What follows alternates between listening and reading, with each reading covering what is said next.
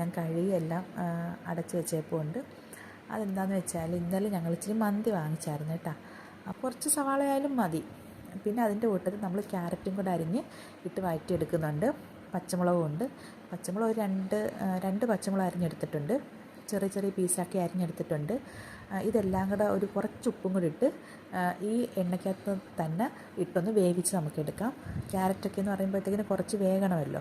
അപ്പോൾ അതിന് വേണ്ടി നമുക്ക് മൂടി വെച്ച് വേവിക്കാം.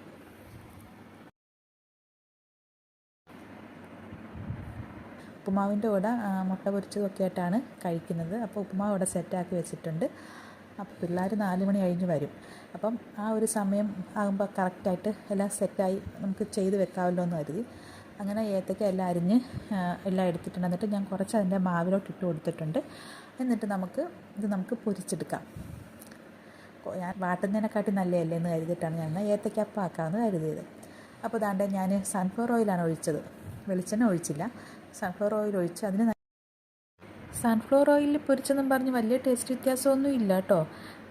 എന്തുവായാലും വെളിച്ചെണ്ണയുടെ ഇത്രയും ടേസ്റ്റ് വരത്തില്ല, എന്നാലും വേറെ കുഴപ്പങ്ങളൊന്നും അതൊരു ടേസ്റ്റ് തന്നെയാണ്. പെട്ടെങ്കിൽ ലൈക്ക് ചെയ്യാനും ഷെയർ ചെയ്യാനും സബ്സ്ക്രൈബ് ചെയ്യാനും കമൻറ്റ് ചെയ്യാനും മറക്കല്ലേ. അപ്പം എല്ലാവരും ഒന്ന് കമൻറ്റ് ചെയ്യണേ, അതുപോലെ തന്നെ ലൈക്ക് ചെയ്യണേ കേട്ടോ. അപ്പം എന്നാൽ മാത്രമേ എനിക്ക് പുതിയ